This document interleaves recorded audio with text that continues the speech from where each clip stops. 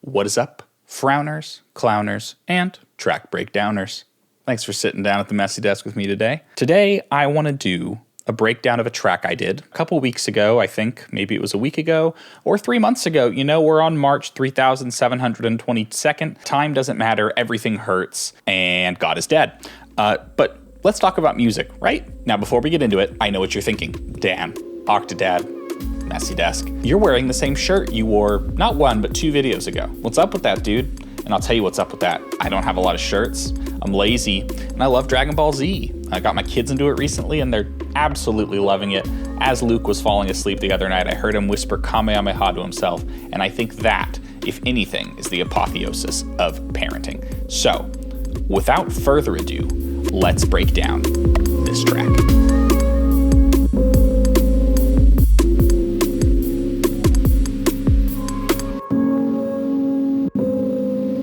Okay, so a little background on this track. A couple weeks ago, an artist by the name of Blank Forms put up a post of a beautiful tape loop that he did, as he is known to do. It's kind of his thing. And he, in the description, said, man, someone put a beat behind this. And so I saw it and I was like, aye, aye, Captain. I am always one to oblige. And so I thought it would just be like kind of a quick, fun thing, you know, fun for the whole family, and we'd go home at the end of the day and forget about it. But it turned out to be one of the best things I've written in a while, and kind of the most complex things, at least on a trigger by trigger basis. It's not super complex structurally because there isn't a lot of structure. It's just one pattern because I'm one pattern Dan. I'm your man, one pattern Dan. Don't ask me to make a second one. I'll slash the tires on your van, okay? Anyway, call me Yankee Doodle because I went to town on this sample and the beat behind it, and I'm proud of it, and it's ended up becoming a full-fledged track. I still need to reach out to Blank Forms, by the way, and ask, can I use your sample, sir, please? But he's a cool guy, so I think he'll be okay with it. And I'm not making money off this music anyway. I am making money off these videos, though. Patreon link down there. Anyway, let's just get right into it, because I think it was a lot of fun.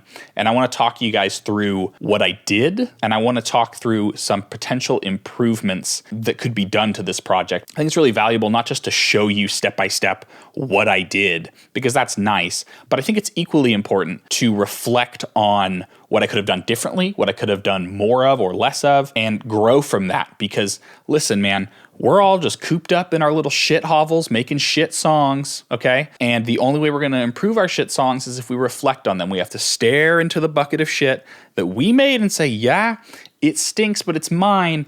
What can I eat so that it doesn't have that color and that consistency exactly, because it is troubling my family and my doctor. So let's start talking about it. Now, I'm just gonna go track by track, and I'm gonna list pretty much everything I did in excruciating detail. I think it's important. I think it's worth knowing. I don't want to spare any detail unnecessarily. So let's get into it. Okay, so on track 1, I have the main sample. So the main sample, for reference, sounds like this.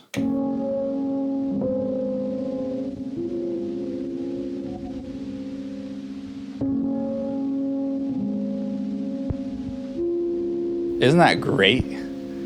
Holy shit, man. I don't have the patience for tape loops or the time, but the people that do them and do them well, oh, like otherworldly. Blank Forms deserves the following he has for the music he makes.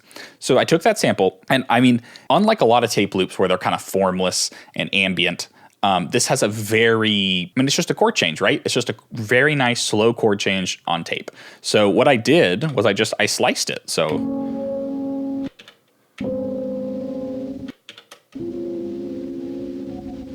and that was it. That was all the slicing I did. That's all you needed to do. It's just 3 chords and a little bit of texture at the end there. I left that as the end of the 3rd slice. And so I didn't even do any real resequencing of the chords, because he did all the work making that beautiful chord progression. I'm going to keep it the same way. And he wanted to hear a beat behind it, so I thought I want to put a beat behind it in the way that he produced it, so it's the most satisfying. So by itself, track 1 sounds like this.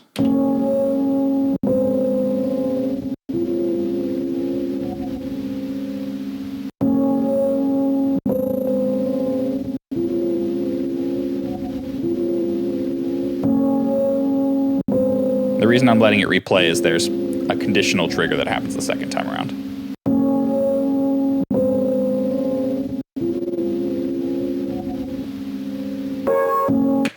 Okay, so something you might notice right away is that the sample cuts off at a couple points.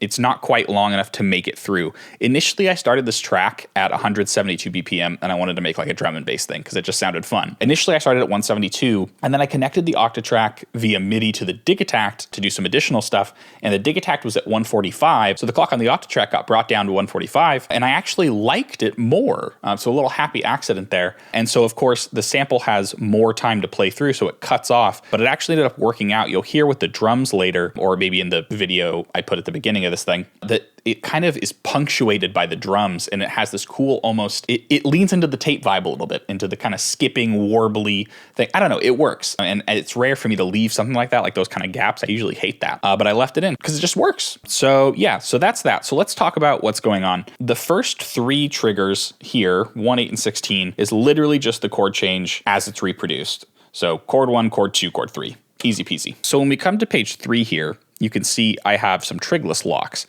And what these trigless locks are doing is giving us a little additional sample reduction and amplitude modulation. And the thing about the amplitude mod on this trigless lock here is that it's conditional to one of two times.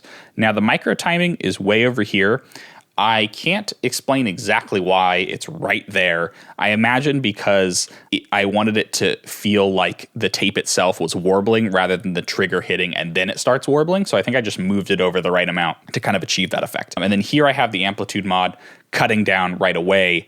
And this is on every time. So the first of two times we get this sort of jittery thing going on, and then it's cut off very quickly. And then every time the sequencer goes around, we get this additional sample rate reduction. So that's fun. And then 12 here happens every second time. And to understand what 12 is doing, we need to take a look at slide triggers. Now, slide triggers, if you watch the video here, are a way of smoothly changing parameters rather than when you use trigless locks, they get a little stepped. This is very smooth transitions. So what I'm doing is I'm placing a slide trig here to transition from a normal pitch here to plus 0.2 on the pitch. And what that does is a very, very slight pitch warble. Let me turn off the trigger condition here so we can just hear it right away.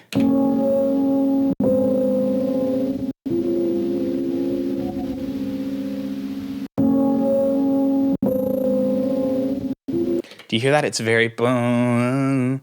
It took me a while to figure out exactly how to get that perfect. But when I did, it felt like a kind of an aha moment. And the jitteriness of the amplitude mod, again, kind of imitates tape. I really wanted to take what was already a tape heavy sample and play into it more. Because I think when you cut up a tape sample, you lose some of that organic warmth because just the process of slicing a sample feels so digital. It's choppy by its very nature. So being able to kind of reintroduce some harmonics and some jittery warbliness to the slices that you've sampled, I think kind of mitigates that issue that you have. And then here, we're just playing the normal slice. We have warble on that chord as well. And so something that's important is when you do a trigless lock on something, you always have to make another trigless lock to bring it back down to that value, or it'll just stay there. So I don't want it to stay at 0.2 pitch that whole time. That would be crazy. I want it to just come right back down. So I have another one here to bring it back down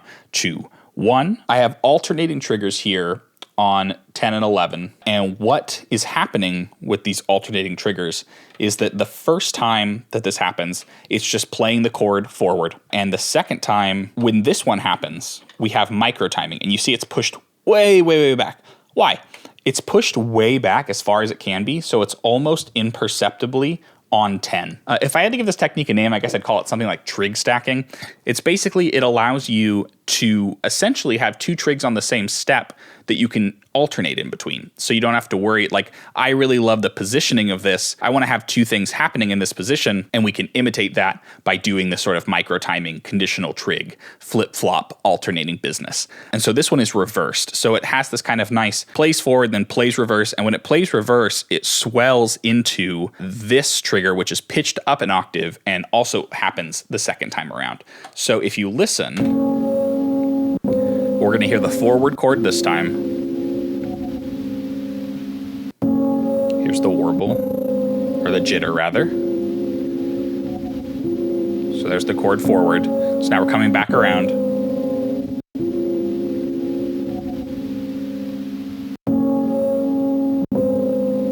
There's the warble, and here you're gonna hear reverse. And so that's what's going on there. Something else I didn't mention is that the sequencer speed for this track is at half speed, and that's just so that I can imitate having a 8-bar loop within a device that is constrained to 4 bars. I want the 145 tempo for the purposes of like hi-hats and shakers that we'll get into later, and I don't really need too much resolution for these chords, and I don't need 16th notes, so I can sacrifice that. That's that for all the triggers and stuff. It's sort of self-explanatory in terms of effects. I have a little bit of filtering going on here, kind of band passing it. Took out some of the high end. The hiss of the tape was just a little too much. When it came to slicing it, it just got a little grating, so I pulled some of that out. And then I took a little bit out of the low end as well to make room for bass, which we will talk about later. And then also we have, of course, how could I live without it? It's my favorite effect on the Octatrack, the lo-fi. I mean, if ever there was a time to use lo-fi on a track, it's this one, right? The whole thing about tape loop and tape saturation and tape warble. We're trying to imitate this old, defunct, shitty hardware that has this kind of lo-fi feeling that we really enjoy. And so putting some sample reduction and some bit reduction on it was good. A little bit of distortion, and of course I compensated by turning the level down a little bit. So let's talk about some improvements that could be done to this main sample track. Because again, I want to talk about improvements that could be made. Something that I think I got a little lazy on was additional glitching. So when I spent all that time doing warbles and slight jitters, I was really trying to kind of lean into the tape vibe, right? And the track does have a very digital vibe overall, despite having that kind of warm organic source. And I like that juxtaposition, but I think what I could have done is meld that a little bit, use that dichotomy to my advantage and play with it by doing some additional glitching in the form of like re-triggers or using the amp mod a little more liberally in certain points to push and pull with that analog warm vibe and that digital cold Aphex Twin kind of jitteriness. So that's something that I maybe would have done. Something else, I could have put the LFO to the pitch for sort of just a constant warble, a little vibrato, if you will. That's something that could have been done rather than doing the really hyper-focused stuff, although I do like what the hyper-focused stuff does for the track overall. It gives it sort of a sense of, I don't know, imperfection, I guess, where if it was just a constant perfect warble, it would seem a little fake. So that's an iffy one, but it's something that should be considered. Also, I could have used more conditional triggers for like octave pitch ups, reverse swells. I could have done just a little bit more with the 3 slices I have. I was a little limited, right? Because I only have 3 slices to use, but I could have tried to get a little creative and do a little bit more so that the main pattern isn't quite as repetitive as it is. But I think the rest of the track kind of makes up for it. So anyway, that's track 1. Let's move on to track 2. Can you believe we have 7 more of these to do? This is going to be a hefty video. Track 2 is a little bit simpler. So it's the same sample source, but I pitched it up an octave and I reversed it and I sent it through the dark reverb on the Octatrack, just sort of as a placeholder. When I take this into Ableton, I turn off the reverb and I put a better reverb on it because the reverb on the Octatrack is kind of butts. But what's going on here is that there are no triggers except for the last page, and I kind of wanted to use this as an accent to take us back into the pattern. As the thing I really love to do a lot is highlight the end of a pattern so that the beginning feels like, coming back home, right? Or like it builds anticipation so that when you get to the front of the pattern, it feels good to be there. Tension and release, right? So what's happening here? The way that this sequence works is that 9 and 13 are always playing here. These steps are always playing. And 1 here acts as a variation. It is every second time 1 will play. So let's just listen to it really quick and we'll see what's going on. We got a little bit of silence, so I'll just ask how you doing. How you doing? Oh, very nice. Shitty reverb. We love it. Okay, now it's going to come back around. And it just kind of that dun, dun, dun, dun, has a resolve to it. You know what I mean? Potential improvements for track 2. I could have used trigless locks for more dynamic effects. And what I mean by that is maybe some additional filtering, some sort of filter sweeps, maybe pulling the reverb up in decay, just giving it a little something more, because it does feel, despite, this little variation here, I got a little lazy and it's kind of plain. Something else I could have done is set the LFO to pan each of these triggers every time they hit. So it could be a random LFO or it could just be a simple triangle wave, so that this is kind of swelling around your head a little bit and moves in the stereo space, and it's not just so flat in the middle. Again, a little lazy. This is just kind of a theme of working with hardware, I think, and working with music in general, is that you need to be iterative. You need to keep coming back because you get fatigued and you think, I don't want to do panning, or I don't want to focus on X, Y, or Z. And that's why you leave and you come back and you do some more. And that's kind of what this exercise is today. I could also have done similar to what I was talking about in track 1. I could have put the LFO to warble the pitch a little bit, and it might have worked better on this one since I'm not doing any sort of focused warbles. I wouldn't have to worry about it messing with that or ruining that. I could just have this kind of be a steady warble, and that might have worked pretty well. So those are some potential improvements for track 2, some things I might have done. Let's move on to track 3. In track 3, we have our kick. So let's just listen to the kick first, and then we'll talk about what's going on.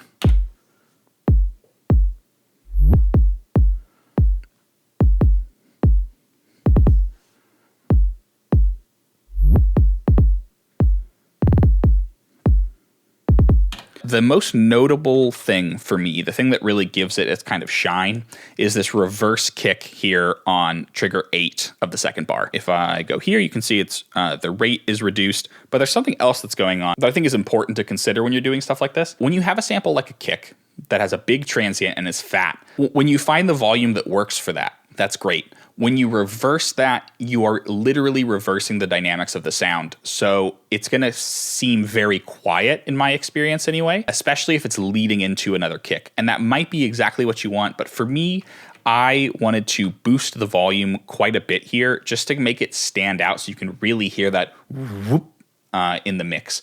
That was important to me. Additionally, I added some sample reduction just to get it to kind of crunch and stick out again in the mix a little bit more, so you really are aware of that presence. In some stuff like techno or just kind of housey stuff, you don't really want to be aware, super aware anyway, of the reverse kick. You kind of want it to create this imperceptible boom, wah, boom, wah, boom, wah, boom, you know, kind of thing. This, I wanted it to be very apparent, and so I did that. This trigger here on 11, I lowered the volume of it for kind of a ghost kick feel. So if you listen, you can hear it goes boom, boom, boom, boom, you know? And that's something that you need to do if you want to humanize your drums, is have different volumes or different velocities to imitate the sort of imperfections of a person playing, or at the very least, the groove of someone playing, so it's not just total 127 static boring. Here on trigger 16 and here on trigger 13, we have a couple conditional triggers, and this is just for additional variation so that the pattern isn't quite obviously repeating over and over again. It's a theme in my videos that I hate too much repetition. I really lean into variation because it gives you increased longevity in one pattern rather than having to rely on doing new patterns and new sections. If you can make one pattern really stand on its own through that amount of variation, it's very helpful. So that's something I do a lot. So we have some additional conditional trigs for variation there. And then here we have some re-triggering going on and some volume reduction. When you're re-triggering something, that volume kind of compounds on itself. And so you want to reduce the volume to kind of compensate for that so that your listener isn't being just repeatedly punched in the skull. That's kind of it with the kick. It was a lot of sort of just push and pull and feeling where kicks worked, where they didn't, where they could be and not be in terms of, does it work when it's there? And then can the pattern also still feel good when it's not there if I want to do a conditional trigger? Just a lot of trial and error and stuff like that. And then a couple little tricks. In terms of processing, I just have a filter where I've removed a little bit of the low end and also some of the high end. It's a very clicky kick, very clicky kicky. Sounds like this. Just a little too much. So I already had that high end from the sample reduction and distortion I was doing. I didn't need so much click. So taking out some of that low end and some of the high end was something I was interested in doing. Some potential improvements for this. I could do more parameter locking. I didn't do a lot of parameter locking for like sonic variation in the terms of effects. A lot of it was just volume and that sort of thing. So I could do more stuff with the sample reduction and the bit reduction. Could even explore messing around with letting in some of that high end and maybe some resonance to boost low end in certain kicks. There's a lot of things you can do with parameter locks. And so it's always worth doing a second pass and thinking, okay, what else can I do? A problem I noticed when listening back that I kind of can't believe I missed, but this happens sometimes, 15 and 16 kind of give that as the pattern comes back around. It shouldn't happen every time. It either should be that neither of them should happen every time, or only one of them should happen every time, because just the constant to turn the pattern over every time, that's too repetitious for me, too repetitive, not creative enough. So I should have done something extra there to make it a little more interesting. Also, similarly, the reverse kick, I should have put a trigger condition on it. I don't know why I didn't. I should have put it, 1 of 2 or 2 of 2. So it doesn't happen every time, because if you hear it every time, you might get tired of it. But if it just happens every so often, it kind of reinvigorates your interest in the beat, keeps your ears interested, keeps you listening. So that's something I should have done. Track 4 is the snare. And the snare is a really fun kind of drum and bass, wet, kind of, I don't know how to describe it, except it kind of like, it sounds like a splattery snare. It sounds like this. Liquid, I think the pack I took this from is literally called Liquid Drum and Bass.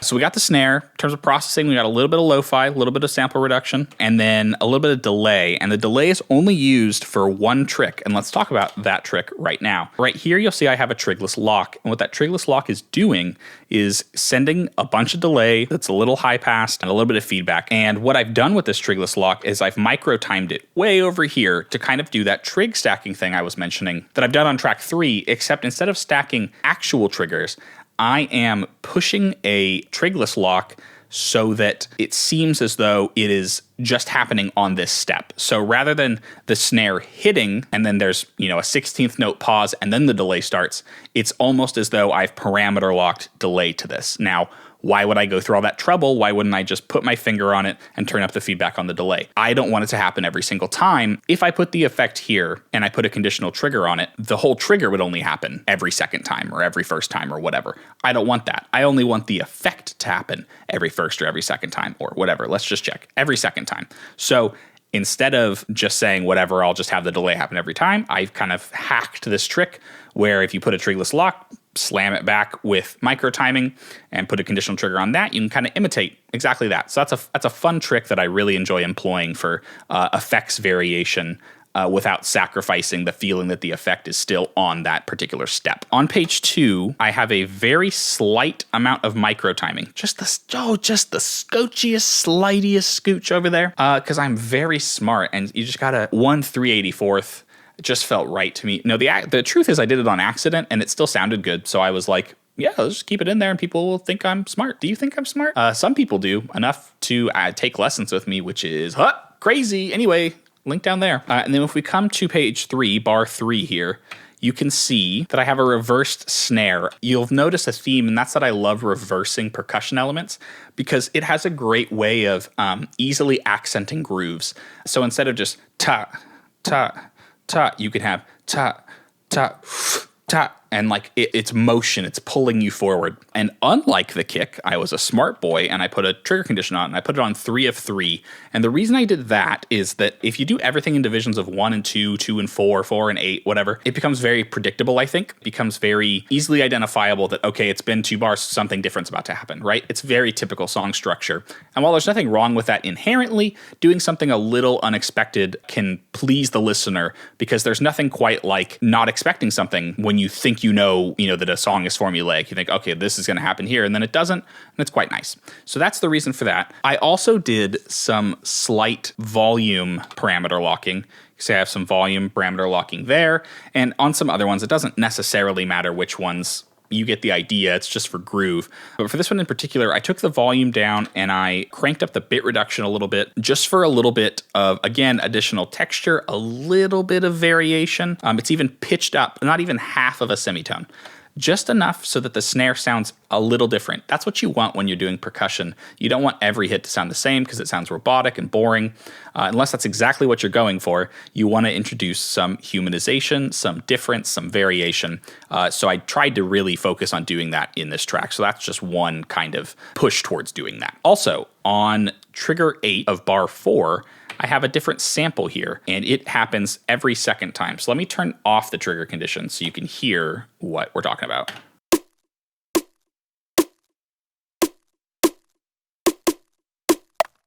That little click. And the reason I did that, again, is just sonic variation, man. That sample lock is literally just so that, oh, you think you're used to this snare pattern happening, and you hear a little. So yeah, like I said, lots of different variation, lots of different new kind of ear candy for the listener. Some potential improvements. As I'm talking right now, I realize that every second time might be a little too much. I could maybe do it every fourth time or every third time, similar to the reverse snare, just so that, again, it's a little more unexpected. Because, again, that divisions of 2 and 4 and 8, I think the even divisions get a little predictable. So that's something I could try. I could also do a little heavier use of the effects. I think I sort of laid off on the sample reduction and the bit reduction just because I was using it everywhere, and I felt like I didn't want the whole thing to be totally crunchy. I kind of liked this snare has a really clean feel to it, a little very crisp. So I don't want to do that too much, but I think I could have gotten a little creative with bit reduction and maybe reversing snares a little more. That could have been interesting. So I maybe should have explored that. I could have used more conditional triggers. I really thought I had used more, but I only used a couple. So I could have used a little bit more for, again, added groove, added variation. That's the repeated theme. You're going to hear me say it 1,000 times. You want things to change. You want things to be different. You want things to vary. Unlike those 3 clauses I just said to you. Do as I say, not as I do. But yeah, finally, I really like the sound of that delay trick. I really like the it's such a nice feeling. I maybe could have found another place for that and conditional trig that to maybe even less often, so it's just constantly developing and just feels like a fully realized piece rather than just a very identifiable loop, right? The reason for all this variety, aside from the kind of esoteric, it's good, and that it gets less, annoying to listen to. The reason is that for me, who really likes working within 1 or 2 patterns, it sort of hopefully obscures the fact that it's just a 4-bar loop. We want to give the impression that it's an arrangement, that it's something much larger.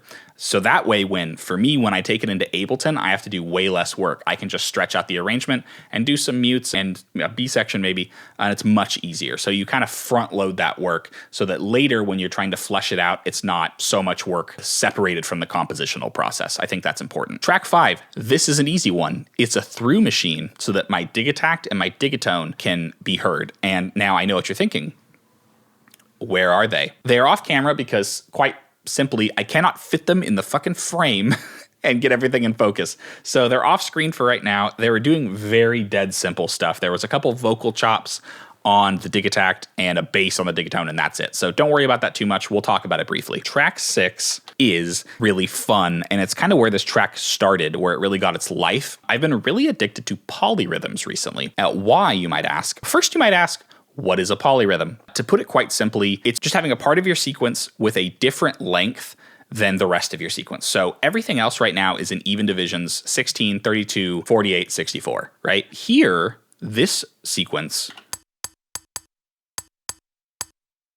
is 14 steps long.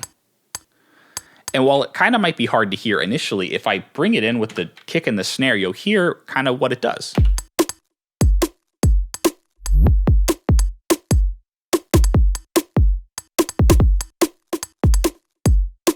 Do you hear that?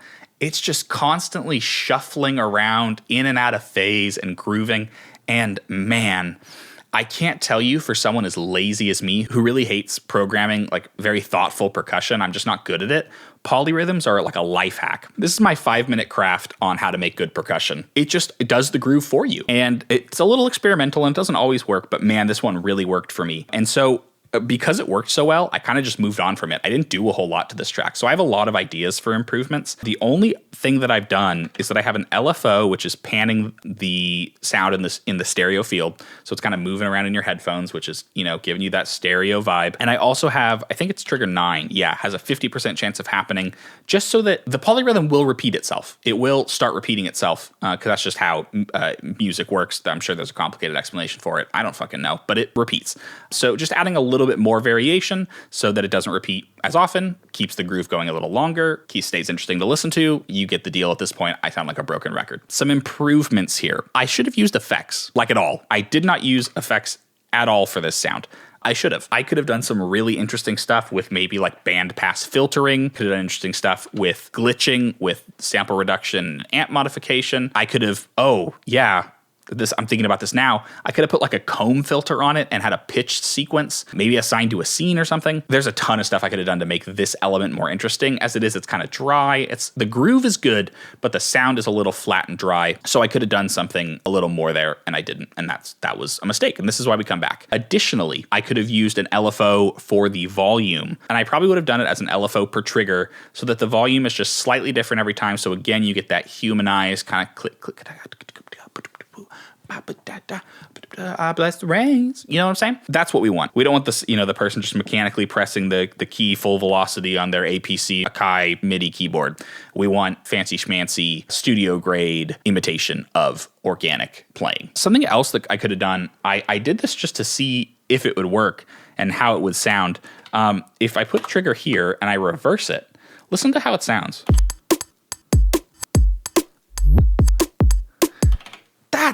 That's certified fire. Give that a certificate. Certified fire, certified to operate in any capacity where fire is needed. That's cool. Should have done that. And more stuff like that. Learning process. That's track 6. Let's move on to the final track 7. We're here. We made it.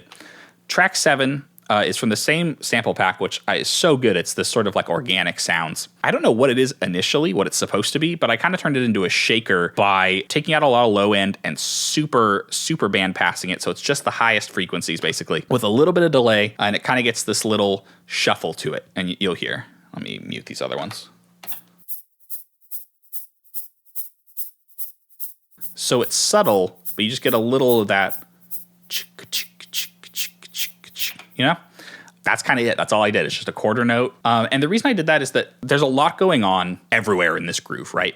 The kick's a little crazy. The snare has a lot of reverses. We got a lot of swells going on. We got polyrhythms. So something to just kind of anchor that. It's why 4 on the Floor is so popular. It's why techno is so popular. It's easy, it's identifiable, and you can just move to it. If nothing else, you can do that fucking dorky like dance that everybody does. It's so, sorry.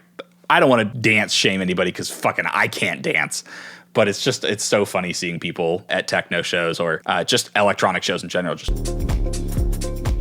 Anyway, a total sidebar. Some improvements I could have made to this. I could have added like a couple more triggers. So maybe instead of just like ta ta ta ta, maybe it's like ta ta ta ta ta ta ta ta ta ta ta, and I could put conditional triggers on that to, again, keep the groove moving, keep it changing, keep developing. I could have parameter locked the filter. When you're band passing, you can get really interesting sonic texture by just moving the frequency around because you're just moving this sort of peak and catching all these different frequencies. And so that could have been interesting and fun, especially since I'm already panning it in a stereo field. Messing with the frequency of the filter, I think, would add some additional kind of spatializing to it. So that's something I maybe should have tried. I also should have either put an LFO on the volume, similar to one of the other tracks. I don't remember which one at this point, so that each step has a different volume, so it kind of feels like more organic. Or I should have parameter locked it with volume changes so I can kind of dial it in specifically. I didn't do that. Again, this was near the end of the project. I was just getting kind of lazy. You only have so much mental bandwidth to spend on a session, especially if you're someone like me who has a lot going on, kids and school. When you sit down to jam, you maybe have an hour. And this time I was lucky. I had like 2 hours. And at the end of that second hour, your ears are tired, your brain's tired, your body's tired. You've been sitting upright, gotta go lay down, gotta go take a little rest from all your rest. So I highly recommend taking that rest and not finalizing anything after a first session like I kind of have a tendency to do. I have a tendency to make something and then say, it's cool, I made something, I want to record it right now and show it to everybody. Not always the best idea. I would highly recommend, if there's any lesson to be gleaned from this, to iterate. Keep coming back, keep changing things, keep asking yourself, what more can I do? And a word of caution is that it is a little bit of a black hole. You can always do more. There's always more you can do. There's always a way that it could be better. At some point, you got to let that horse free. You got to let the bird fly. You got to let the bee buzz, right? You just got to say it's done. But I would say you need at least a minimum of 5 sessions with a track before you can do that sort of thing. Like, that's a thing that I think is reserved for mixing. You can always think of more compositionally, and you should always push yourself to try and not get attached to things and not get lazy, because it's easy to get lazy. But if you want to make truly great music, if you want to truly ascend, you got to put the work in, right? And no one hates hearing that more than me, believe me. But don't worry, Octadad's got you. Just got to hang out with me and we'll kvetch, We'll schwitz, we'll schmutz, We'll say, this guy's my sugar. You know, we'll sit in a bathhouse, sweaty, wrapped in a towel, fat and hairy, and say, oh, my kids, they don't talk to me anymore. They think they're too good for me. I really hope I end up like a bitter Jewish grandpa. I can't wait for that.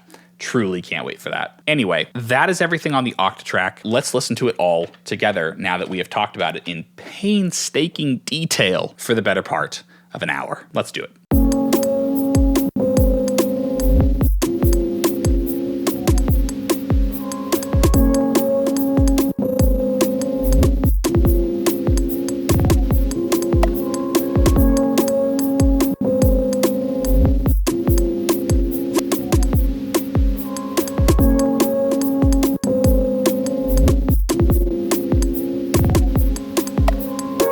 So that's the track. Like I said, there's some slight stuff on the Digattack and on the Digatone, but I don't know that it's that worth going into. On the Digattack, I just have a vocal chop, and I had a conditional trigger on the second trigger just with some delay. I mean, insanely simple.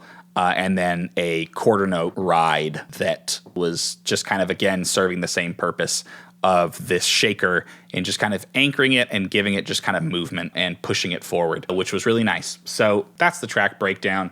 This took so much mental bandwidth. I am having a breakdown.